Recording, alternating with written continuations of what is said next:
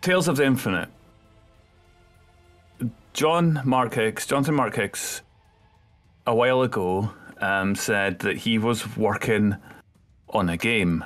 He said that he had some rules and he had an idea of a theme, of a setting, and would we like to test it? Would we like to have a think about it? And partly it was developed as a way to say thanks to us for the support of those dark places and other Jonathan Mark Hicks enterprises. We've had great fun playing in his games and helping him out with a lot of his ideas, and I know myself, I've read over a few of his papers and you know, gone back to him with some feedback and such. So he made this rules light system, and it has huge star-spanning stories. It's a space opera, a sci-fi, and it's dark. You know, it's a dark world, and there was a fair amount that came off the first session that we played, the one shot that we played, and we all pitched in with some ideas, and yeah, John came up with this idea, Tales of the Infinite, a science fantasy role-playing game, and it was designed with a rules light engine and a huge scope, and it was a variation of Jonathan Mark Hicks D12 RPG engine. So it's all with the D12s. We're not planning on rolling many dice. Jonathan Mark Hicks doesn't like 2d6s. He prefers a D12. So you know, these little ones are the ones in question. We've got some different colours. I'm not a huge dice hoarder like many members of IMT, so most of mine are relatively. But I think the fanciest one that I have is devoid of a D12. Oh dear, I think I've lost my metal D12. I did get gifted a heavy metal cast set one year, but I've lost my D12. Oops. Oh well. Never mind. I'll not tell anybody. So the system was designed to be fast and easy to use, and we were looking for something which really provides that cinematic element. So not getting in the way of worrying too much about crunchy rules, heavy rolling. We just wanted to make those amazing scenes where people, you know, we're all caught up in that particular session, and the first one delivered on that. The first absolutely delivered on that. We were on some crazy desert world with a massive statue of the Infinite, and we were expected to be delivering. I think was it a tithe ship that had come down, or some such had come down and demanded payment to this vast entity that's known as the Infinite. And because of that, our characters got into trouble, obviously, and we ended up actually taking out one of their praetors, or as such, one of their officers. We took them out by kicking them off a bridge or something and letting them fall into the tar pits and expire. Yeah, it turns out no matter how big and powerful you are, gravity is. So we took on the roles of the rebels, and it actually seemed like it was an opportunity for us to kick off this idea that the unraveling of the Infinite. We turned against the Masters, and we got one of their weapons. So that was the first of the game. It was Jonathan had written this game as a focus on subterfuge. He wrote subterfuge, guerrilla warfare, and espionage. The true goal is to stop the Infinite, but we didn't know much about them, and we still don't know much about them. So yeah, the Infinite have ruled the galaxy, or the Infinite has ruled the galaxy, because we don't know if there's one or more of them, for 5,000 years. Nobody knows who they are. Nobody knows where they are. Nobody knows if the Infinite is even real. So this idea of having this galactic empire that is all-encompassing ever-knowing, omnipotent, and omnipresent, and just a force that nobody's ever thought about even trying to go up against. And when they have even thought about it, they've been crushed. They've got these powerful people, the others, who, I guess the power of the mind was how it was built. Great powerful psychics that rule the empire. And this is some sort of dynastic, hereditary ability or skill. And yeah, a bit of this is about being able to see into the future, which is kind of helpful if you're trying to root out trouble. So this huge galaxy is out there, and what we were looking to do within a shorter campaign, I think we were looking at maybe 6, 7, 8 weeks, somewhere around there, give or take, was to explore part of that, to explore some of the goings on in the Empire. And yeah, so we did a one shot, Lloyd. We did our own kind of session, didn't we? Microscope, yeah, the world building, the timeline of the history of it. Just sort of add some more details, sort of flesh out the world a bit. And that was an interesting exercise, because that microscope gives a system that allows collaborative creation of a timeline that has good and bad things. And given that we were drawn, strangely drawn to the dark side, we managed to fill out some of the darker moments of this timeline quite readily, and then had to think a little bit harder about what some of the good points would be. And the advantage of that was that we didn't just go kind of full brutalistic, dark, emo kind of just we didn't give in to that. You actually had to provide the highlights, and it makes for an interesting timeline and an interesting story.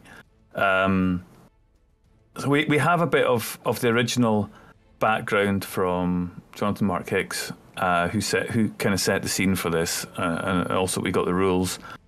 One of the artistic references that was provided was Pascal Blanche, and the images of Pascal Blanche are yeah, they definitely put the element of humanity in a very strange and peculiar world, often being very insignificant on the landscape or against giant fallen machines or vast scales of landscapes. And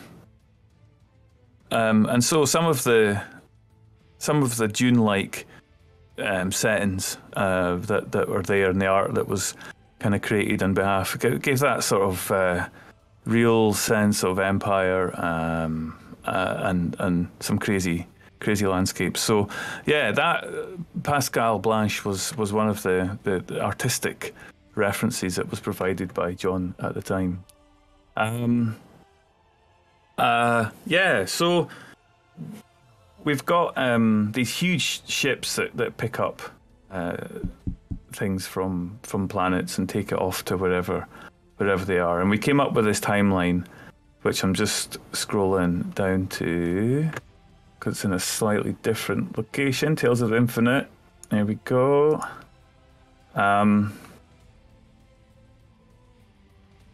And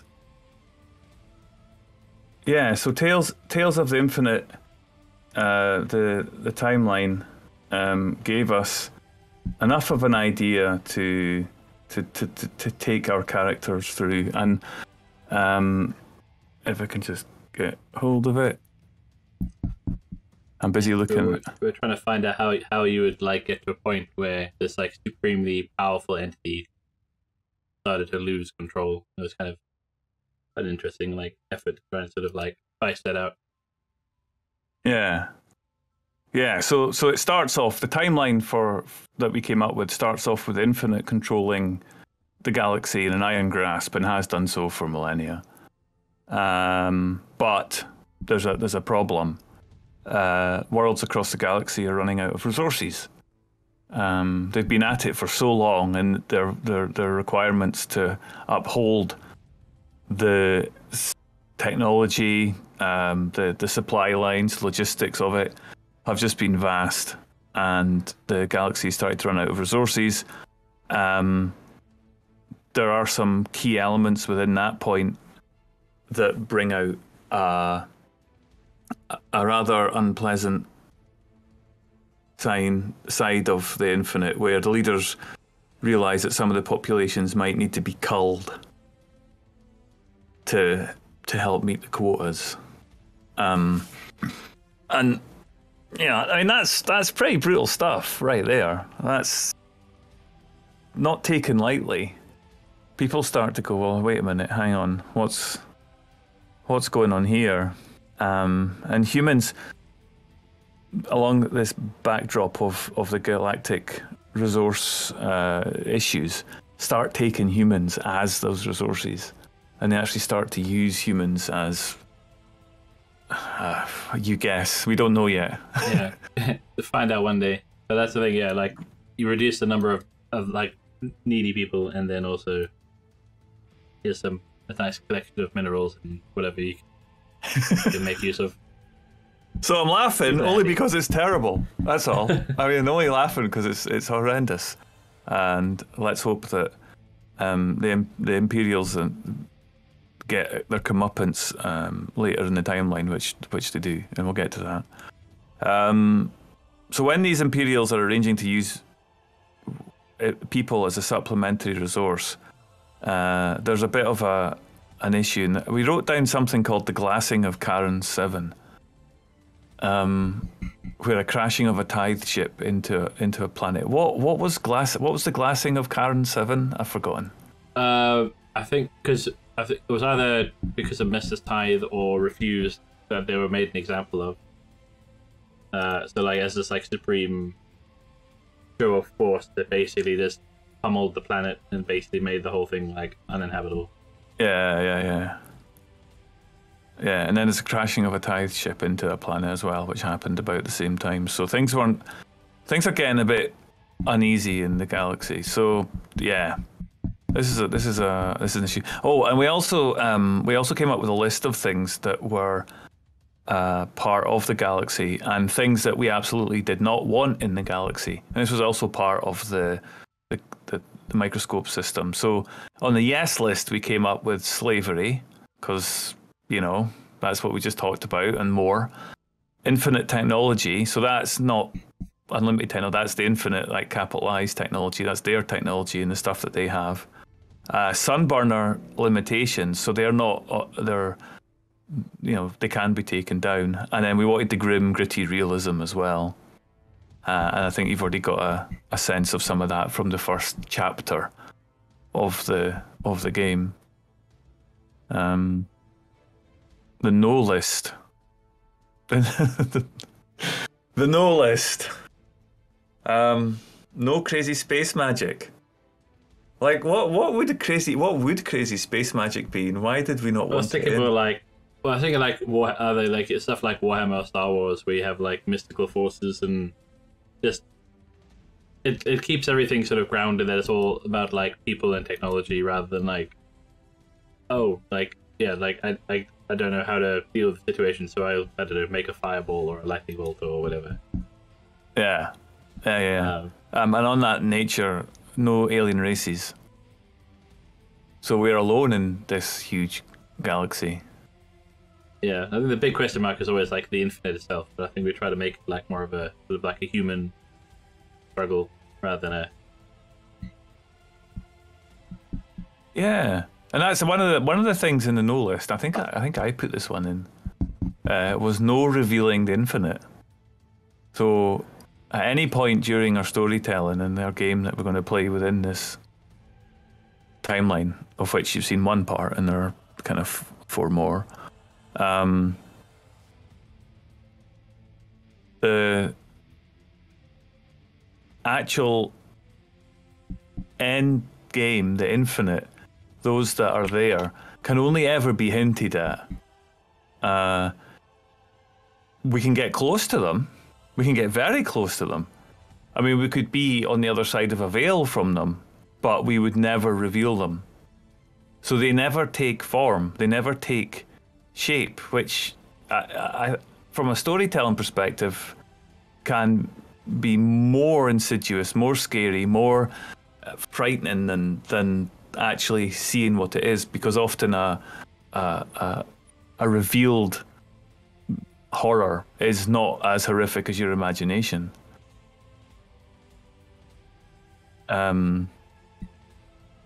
So yeah, that was an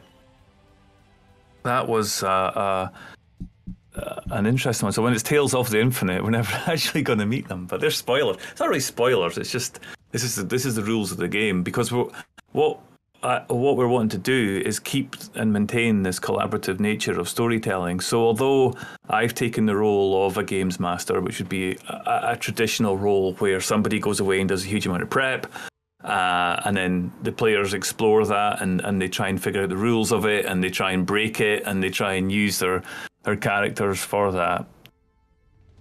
That's not how we're approaching this. It's much more along the lines of a collaborative storytelling with the jeopardy injected by me, by the players, and my role becomes a bit more of an archivist, really, in that regard. I guide the discussions based on the information that we created under the microscope, and make sure it's within those bounds. But so do the players, so I'm not expecting to have to do a huge amount of that. But then at the end of it, after we've created all this stuff with NPCs having been created, with places having been created, with events, the players will be responsible for mapping their own characters, but I'll take charge of mapping out what's created in the world.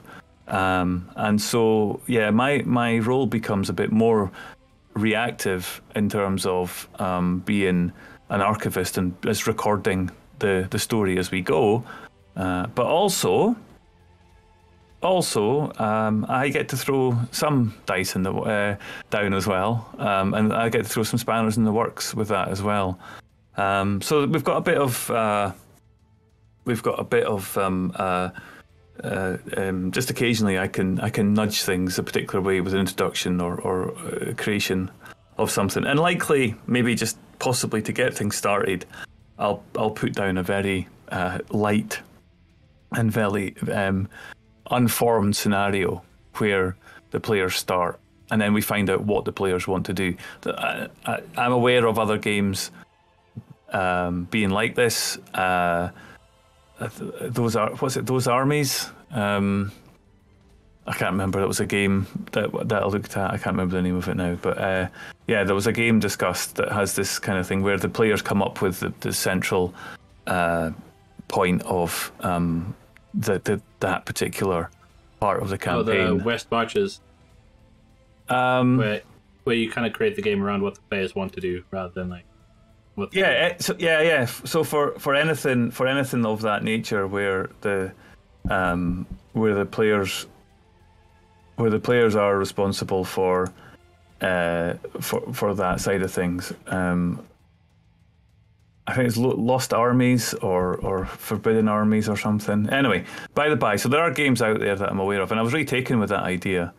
I really like the concept of that, partly because it means that I don't have to sit there and do a huge amount of prep that the players will never actually see, because they'll tangentially go off it, and I'll end up having to improvise everything anyway, and also just because it gives the players this real opportunity, and it gives us all opportunity to create the world collaboratively, and then so it becomes a very much a collaborative storytelling, and also something that we can take forward in IMT's future as well. And we've got our own game and our own setting that's created by the players among us. So yeah, I mean that's great. So yeah, that's the kind of setup of the sessions. So it's not going to be prescriptive. I'm not going to sit there and do maps in advance. It's almost entirely going to be theatre of the mind. We're going to be rolling some dice at some point, and we're going to be, we're going to be talking about just the world and the events of it and how the characters fit with that and what they do to spur on some of these cataclysmic events. And it may be that we end up shifting in timelines. You know, it may be that somebody comes up with an idea that they really want to explore, so we can talk about that and, you know, and take it. So I guess at the end of a session, we would want to find out where people want to go next. That kind of seems like a fair way to go. Universe. So yeah, we've got loads of scope, but again, it's kept relatively tight because of this idea of microscopes, yes list and no list, and also the nature of the game that Jonathan Mark Hicks originally came up with. So yeah, Forbidden Armies, I think that's what the name of the game is. Maybe I'm remembering that now, I don't know. Something like that. I'm pretty sure it's called Forbidden Armies. Yeah, so we've got this. Keep chat busy. Like, chat, do the research. Yeah.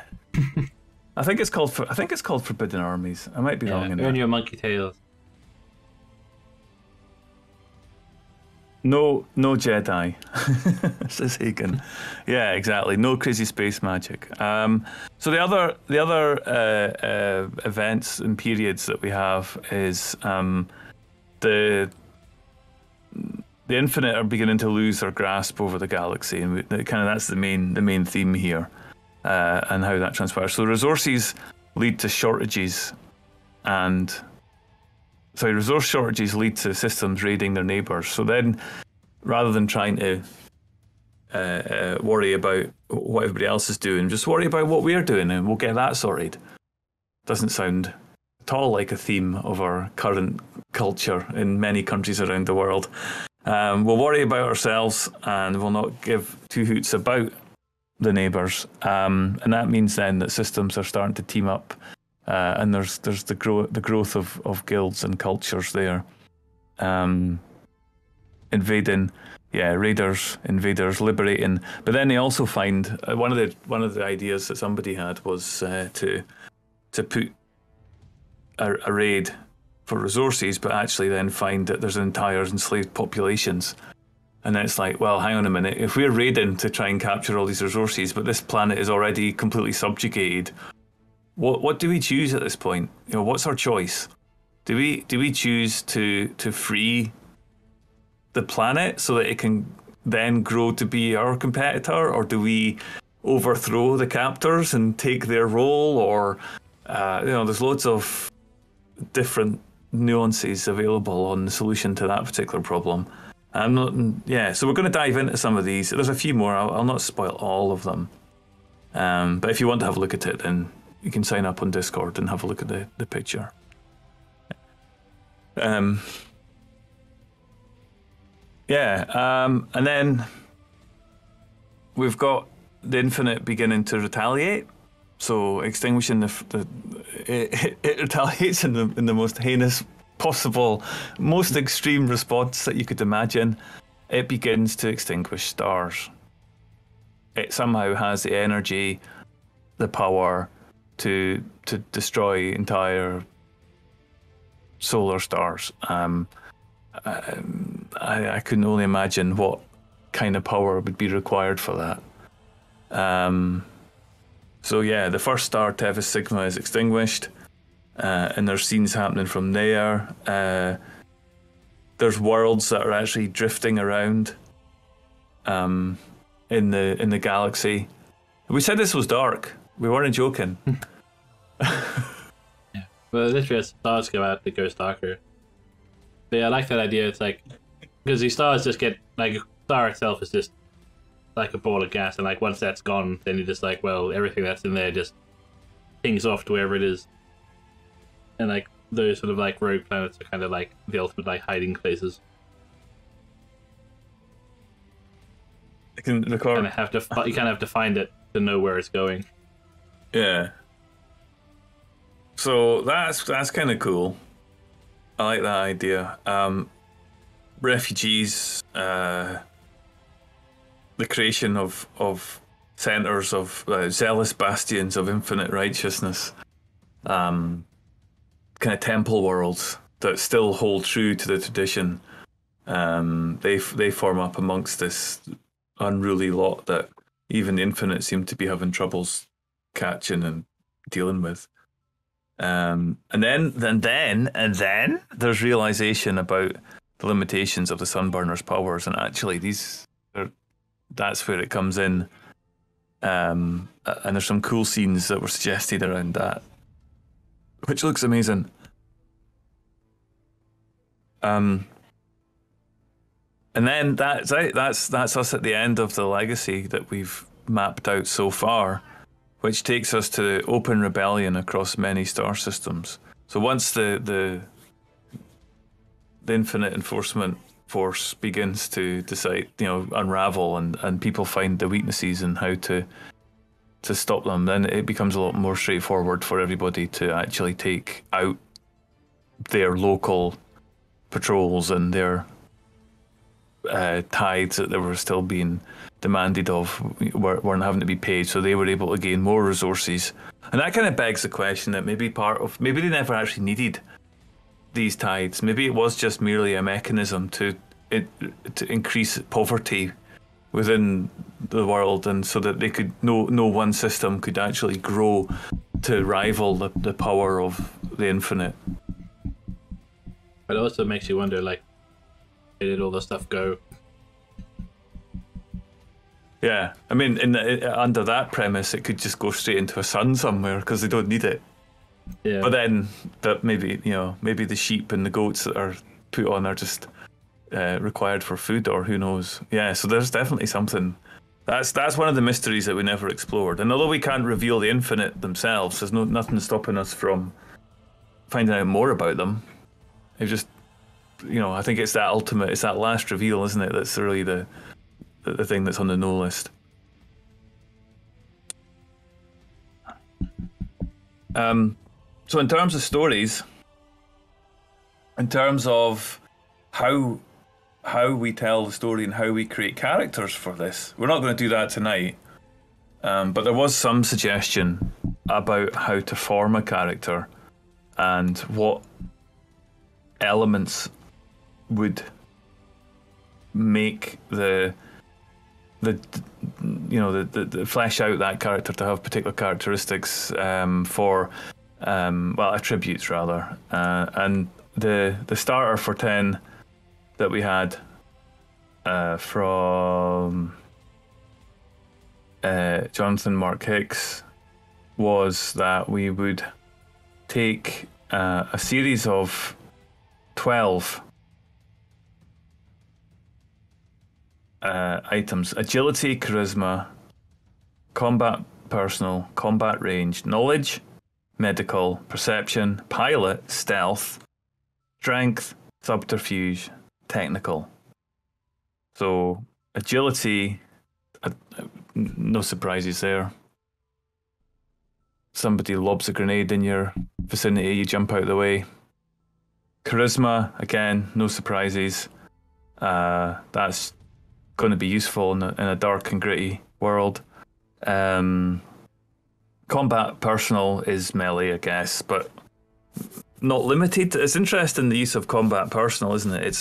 It suggests melee, but maybe there's something else in that. What do you think? I think it kind of covers all that sort of like close quarters rather than necessarily like hand to hand.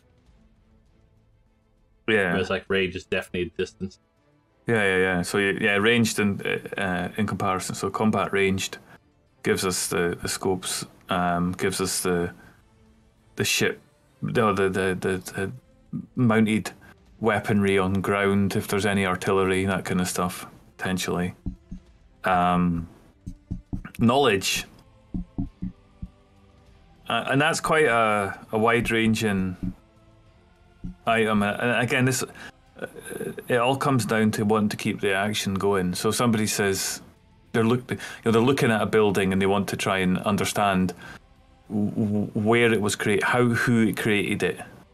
We don't want history roles separately. We don't want architecture roles. We just want somebody to know that thing, and therefore they roll knowledge, and that's it.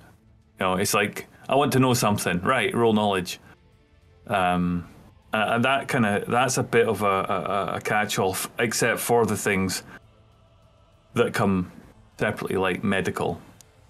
And that's quite a practical. I'd imagine that to be fairly practical.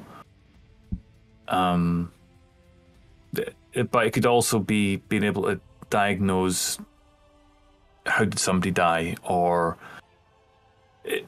is that animal edible? I don't know. Maybe that's pushing it a bit. That could be knowledge again, couldn't it? Medical. I think it's going to depend on how much violence you guys try and get into. Yeah, I think as well, like, the thing is, you can kind of decide how you're trying to approach the problem. Like, if you sort of tell the DM, like, what kind of skills you're using and what you're intending to do, sort of helps make a bit more narrative rather than just,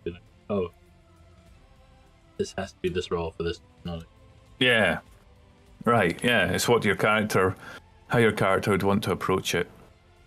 And then you make that call. And, like, some of the other games that we play in Gumshoe Engine, like, it's not necessarily up to the DM, the keeper, whatever the name is, archivist, whatever, to actually say, yeah, roll that. It's the player says, I want to roll that, and here's why. And that makes a difference. Yeah, definitely, because that gives you the freedom to think about your character and how they react. So perception, there's no... Yeah, I play in a game of D&D, we have perception. We play in Mutants and Masterminds, we have perception. There's sense trouble in Cthulhu, I think. Maybe, or... Yeah, and then there's other equivalents, but yeah, perception in this case, I think we've all seen enough perception rolls to not actually want to ever have to be asked to make a perception roll. And maybe that's just a case of, somebody's scouting ahead, they're looking for a target, they've got the field binoculars out, and they're trying to make a call as to how close the caravan that they're going to ambush is.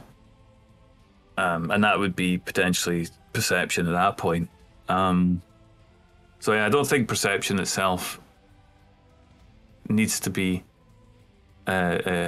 mentioned. I think it's just a case of I'm making a roll, right? Default perception. Let's go. We never actually. Yeah, let's see how far we can get without ever asking for a perception roll. Pilot. That suggests obviously the space heritage, the space opera of this game. That it does span planets, and the hope would be that, at least from my perspective, I hope that the story includes space travel. We obviously watch a lot of Boys from the Baltic Star, and we see their traveller spanning multiple planets, and there's definitely, for me anyway, there's some influence there.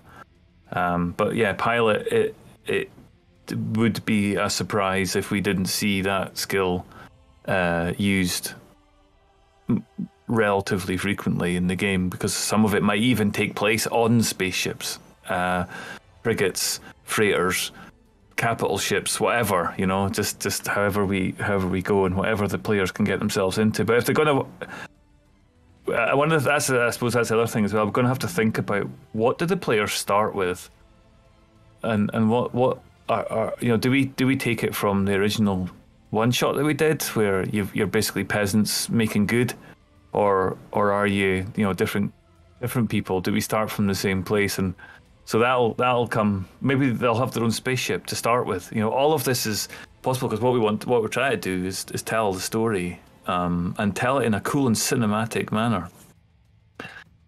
Stealth is part of that. Everybody loves making stealth rolls. Nobody fails stealth rolls. I was playing a game of D&D with our IMT Monday group, and got them all to make a stealth roll against a dragon's perception. They couldn't roll high enough. I rolled exceptionally high, and they still failed. So that happens. Stealth is one of those ones again, which you got to know how quiet you're being, but you also got to know how the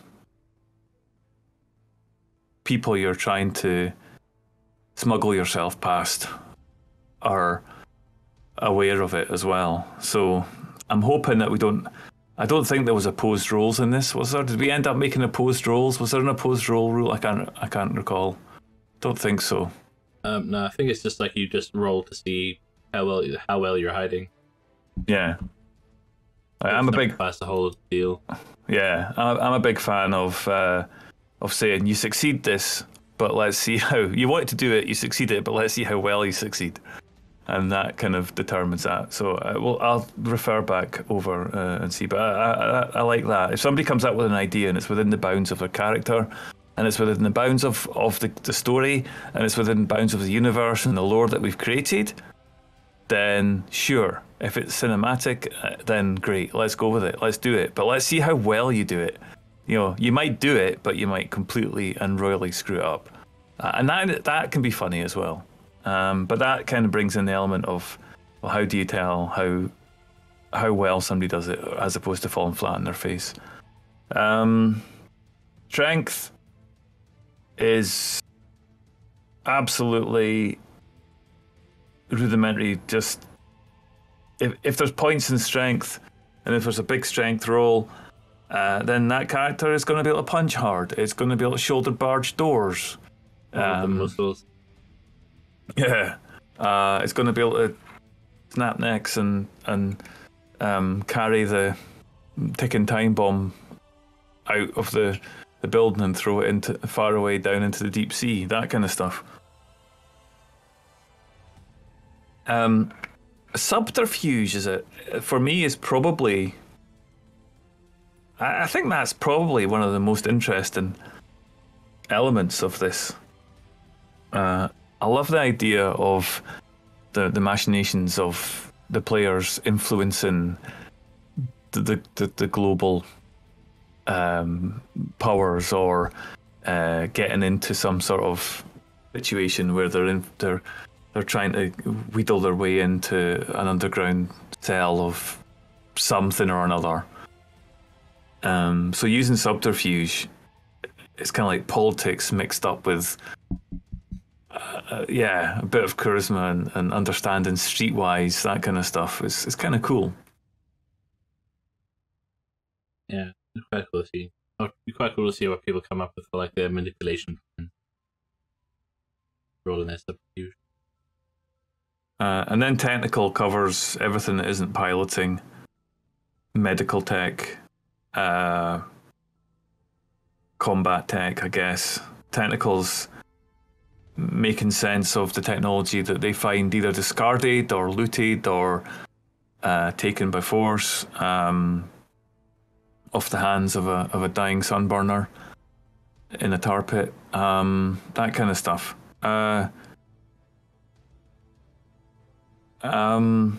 Yeah. So those are the main accessible attributes that were given to us as part of this game, and it's not to say that we couldn't add some or change them. If it works that we really don't want to make perception rolls, then we could perhaps change that and take something else. So yeah, like that's the kind of backdrop of the universe. That's the backdrop of the rules and the characters. We don't have many NPCs so far. We don't have many factions. We've got this all-encompassing infinite, but beyond that, we don't know who the NPCs are. So I guess the NPCs that you guys come up with, I'll probably have to create like background stats on the fly, so that if you say, you walk into a town and you go and find the Ward of Infinite's administrative center because you want to burn it to the ground or whatever. Maybe you get in touch with the head honcho of that place, and so we can make up that as we go. But then I'll codify that person, and I'll turn that person into somebody that you could meet again in the future, or somebody that will hunt you down in the future, or somebody, maybe you don't kill them the moment you see them. We could play them into like character backstories, like characters could be like, oh, these are factions that like they've dealt with, and then give us a whole suite of ideas that we can build around, and then even PMs can make their own. Yeah. That. Yeah. That makes sense. So you've got people of devising that you can meet along the way. So that gives me an opportunity to put some people in at relevant places when you come in. So I'll have some preparation for that. With some just random NPCs. When I prep for D&D, I prep secrets. I don't prep where you'll find them or what how you need to trigger them. I'll just know that at some point that it would be, if it's appropriate, then you find them. And it's not always appropriate. You don't always find everything, and nor would I expect players in my games to find everything. But I like that method because it's. It gives me prompts, if necessary. It gives me prompts to think on, and it kind of allows me to have ideas. And I guess in that regard, there's absolutely nothing stopping the players coming up with ideas before the next session and really thinking, really thinking about where things go, and discussing it outside of the game as well is totally legitimate. Because it may be that we leave it on a cliffhanger at the end of one episode, but we never actually resolve that cliffhanger because the discussion in the middle of between the sessions has somebody says, well, look, I want to focus on this part of it, and that's kind of that creativity of it reminds me a little bit of the scenes that we used in Tales from the Loop, where you were able to define your scenes at any point, and we tried to keep the story going, but there was always different scene. And we cut out a lot of stuff in the middle of it.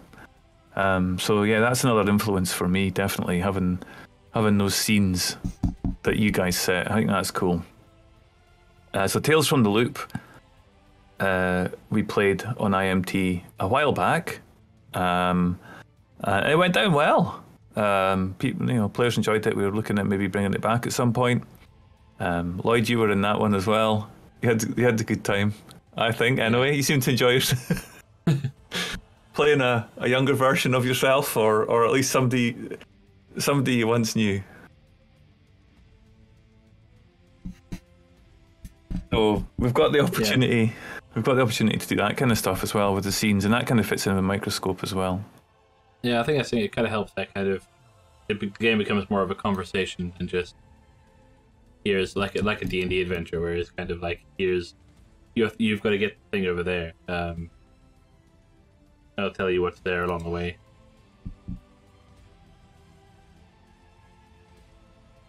Yeah, and it's up to you. It's up to the players to come up with what's along the way. So if you're walking along the street, and you turn around and you tell me that you tell everybody, you tell the stream, you tell the players, you tell everybody around the table and everybody listening that there's an elephant walking down the street with giant packs carrying some salvage tech on it, then that's what's round the corner. We're not going to argue with anybody as long as it fits within the universe, the galaxy, and to a point as well. What we've said before, we want it to be cinematic, and whilst we can have jump cuts in that, we don't want to have jarring issues with continuity. We're trying to keep it believable, realistic. So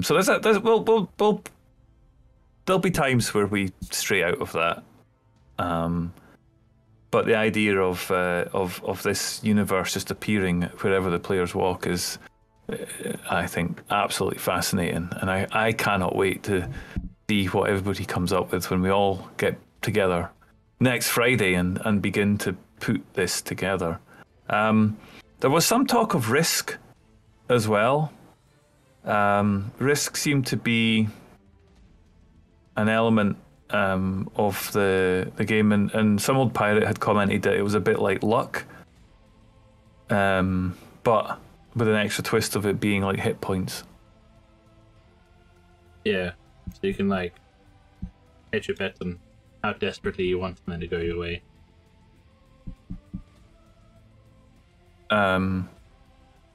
I think that works well because it means you're gonna be able to direct the story at the points that you think are crunch, but only sometimes, and therefore the strategy you will through the session have to play canny.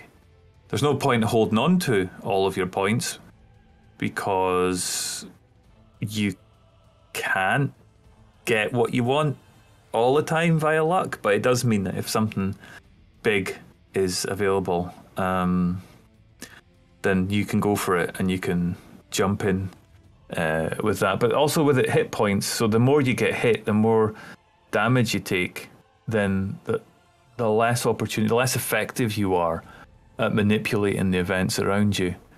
So I quite like that. That's a fair balance. Yeah. And I guess you can heal it up. I mean, you commented at the time that if you're going to shoot somebody in the face, then yeah, you're going to add risk to it as a cool way of defining it. So yeah, you're not just continually battling against the eternal grind of hit points, and you're not always just trying like, I'll shoot him again, right? I'll shoot him again. Is he dead yet? I'll shoot him again. Is he dead yet? I mean, if you're going to shoot somebody in the face, then they're dead, right? There's no kind of two which ways about it. If you succeed in that shot, then that's it. So what is that? How we're going to play it? Do you think is it going to be combat kind of? Is it going to be quick combat? Is it going to be like Cthulhu combat, where if you get shot, that's kind of you're in a lot of trouble? I think we can sort of feel it out. I mean, it's that sort of thing because it's like a sort of prototype system. We can feel it out and see what works and doesn't, and then tweak as much as we need to. Like depending on what kind of flow we want to get. I'm a fan of seeing lots because we're talking gritty, grim realism. I'm a fan of you guys burning characters in this. I don't necessarily want it to be necessarily a story of a group of heroes going through their rise to being the heroes of the galaxy or the heroes of the system. It's yeah, if we're going for this grim gritty realism, people are going to die.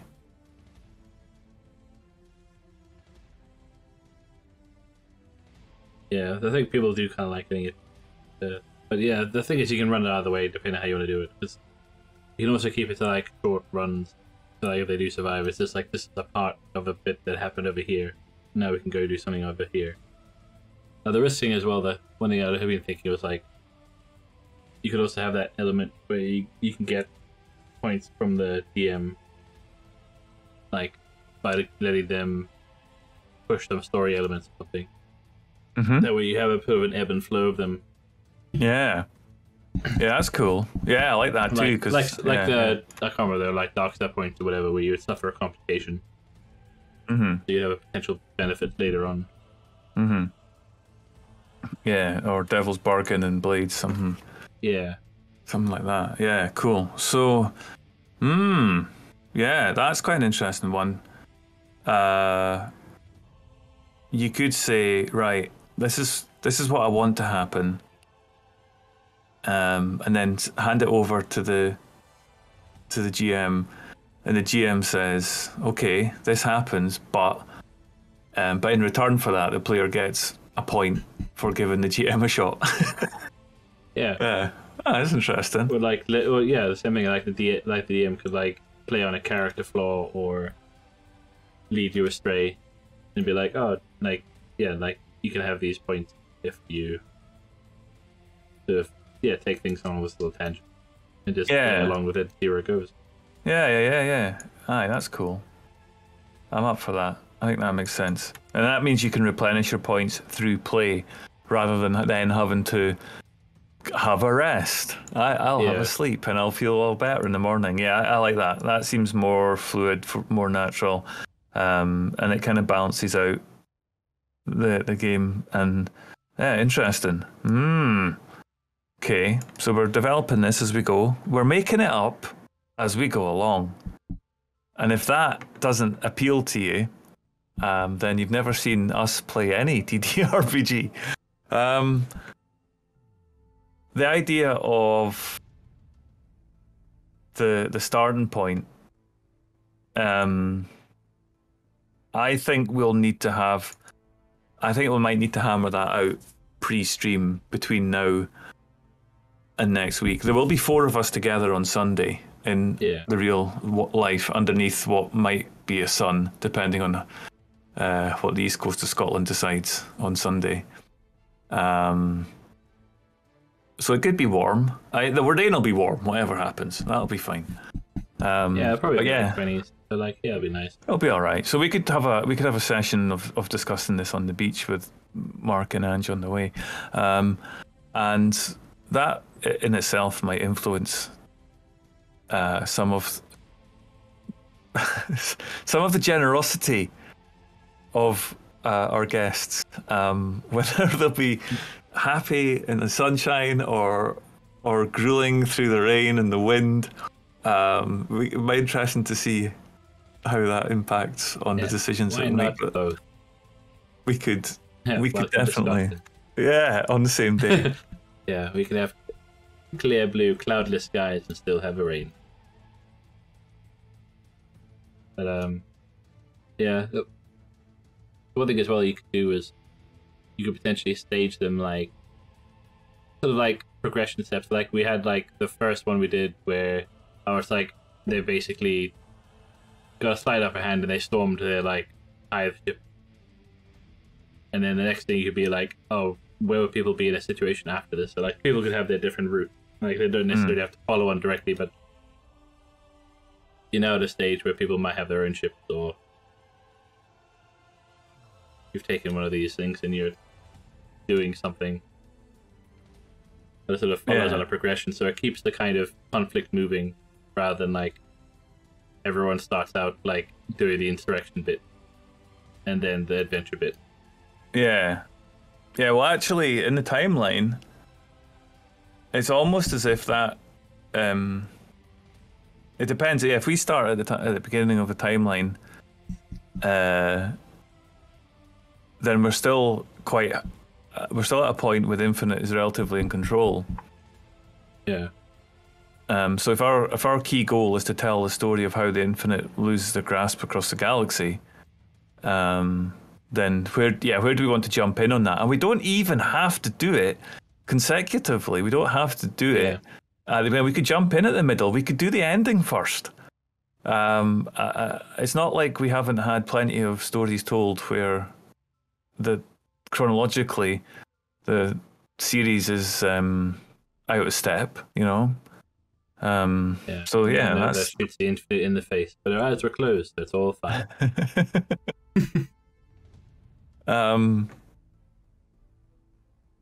We have the opportunity to pick anything from that. So we're going to be playing, me and you are playing, Angie and Mark are playing, and Minerva is going to be playing. Anybody else join us? I cannot remember if we've got anybody else. Who else wants to join us? Hagen, are you joining us for this one? I think Jake might be a good shout. We could always hit him up on Discord.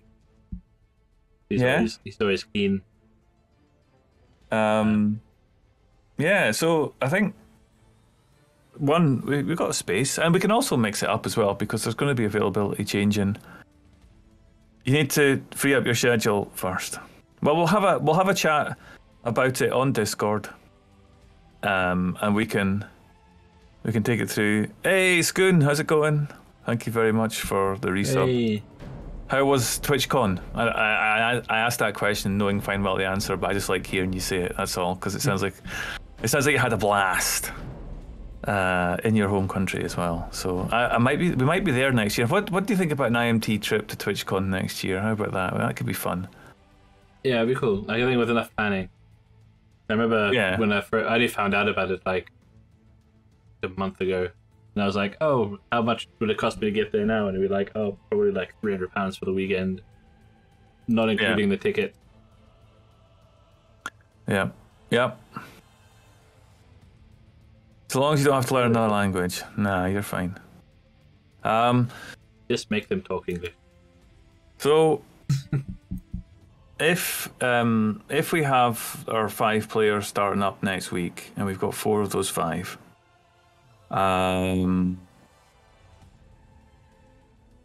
this idea of picking together and pulling in the same direction, telling this story,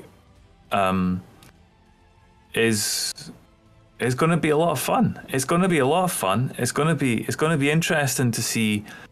I'm excited about what the characters are going to come up with. We've got a bit of work to do off stream in terms of that. I don't think we want to eke it out any longer. I think we've done enough in terms of our prep or understanding or setting the timeline, looking at the characters. So now it is just a case of cracking on with that and making those characters real, making the starting situation real, and for me to begin to document and for me to put together some idea of some of the NPCs based off what you have come up with. So we're gonna do a lot of that on Discord, and we don't want to do too much today because we haven't got everybody. We haven't got Minerva, we haven't got Angie, and we haven't got Mark. So we don't want to miss out their input. And I'm sure Lloyd and I could come up with stuff, but the idea of this is that it is a collaboration and we are working together. And if it works, if this grand experiment works, then we'll have material. We'll have a game. We'll have fleshed it out. We'll have play tested it ourselves. We'll have figured out what gives us this cinematic narrative drive. We'll have figured out, if we do need more roles or fewer roles, and then we'll actually have a playable game. So hopefully by the end of the run, which it's somewhat flexible. It's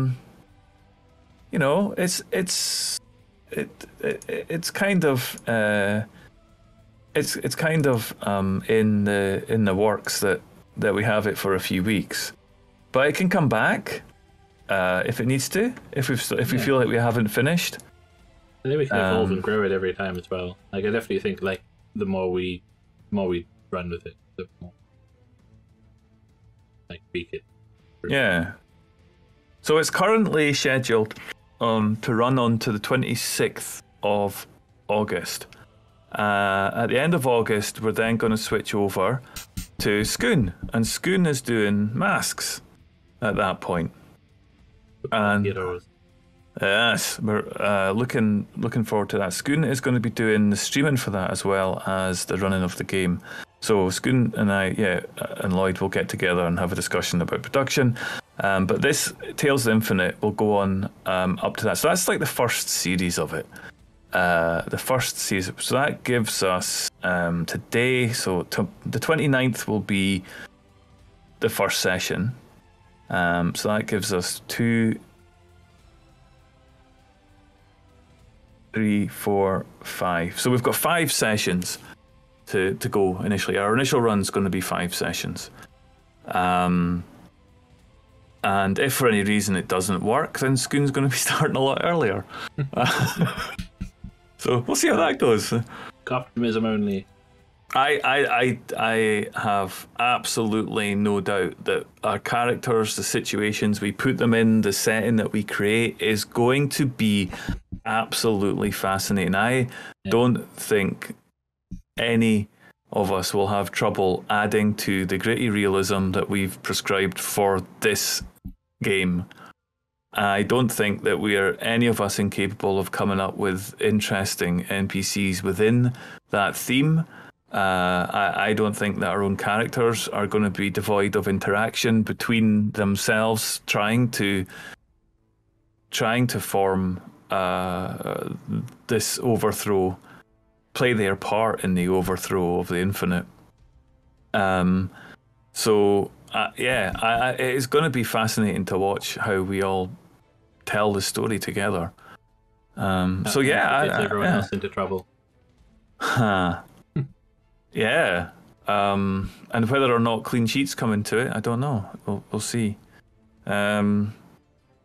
It should be NPCs who just cannot grasp the concept of rebellion. Aye, and actually that gives us a really good point as well, because of the collaborative nature of this, you guys can, in chat, are going to be able to input as well, because we can take ideas from chat.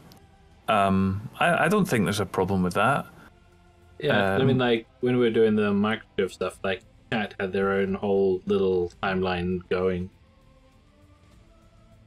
Yeah, so maybe part of my role as well will be to keep an eye on chat, take in the suggestions from the suggestions that aren't obviously to do with the players and how the decisions that they take and make and such.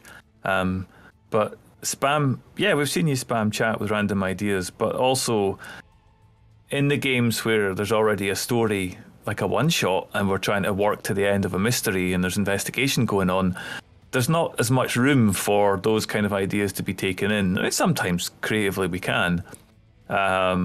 But because none of this has been written in advance, none of this will have been written in advance, the ideas that you come up with and other people come up with in chat could quite easily feed somebody else with another idea that they then digest and take for their own and put it into the context of their character or their character situation. So that can work. That can work. I know how bad your ideas are, and we'll see a lot of that happening tomorrow as we continue our merry jaunt in England to find Merlin. We've got that. We don't need to take the ideas verbatim. Obviously, we can pull them apart ourselves and put them in. So I think that's going to be quite a lot of fun. So it's going to be great to have chat's input and ideas flow in there. And who knows, it might also get some interest in playing as well. If the chat are suitably enthusiastic, then maybe they'll say, I want to play in that. It sounds great. We're watching it. Yeah, that'd be really cool. I think it also, because this whole system is lightweight narrative. Yeah, having that option of extra engagement probably works quite well for like streamed. It'd be quite cool to try that out. Yeah.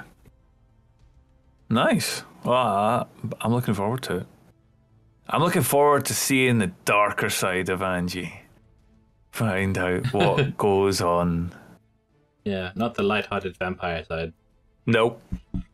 Or the erstwhile cleric of light. Nope. Yeah, morally ambiguous, lawful good cleric. I think Mark's got this covered already. Some of his comments already in chat tonight have been like more dark. Make it darker. Definitely darker. I'm sure he said that somewhere. Did I not read that? Did I not read something about it? That's what it's going to be now. Yeah, I think so. Every week, take a little step darker just to keep them happy.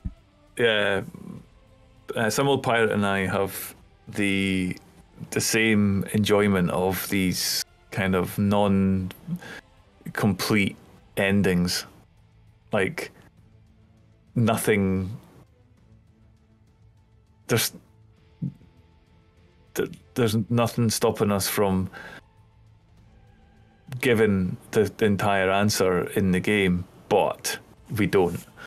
You know, there's still a thing happening that hasn't been quite resolved, and therefore the ending's somewhat ambiguous and still like, oh, gives room for a sequel, that kind of thing. That can work. Exactly. Loose ends mean you just need to play a second chapter of the game, and I think part of that as well comes back down to this idea that we never actually reveal the infinite.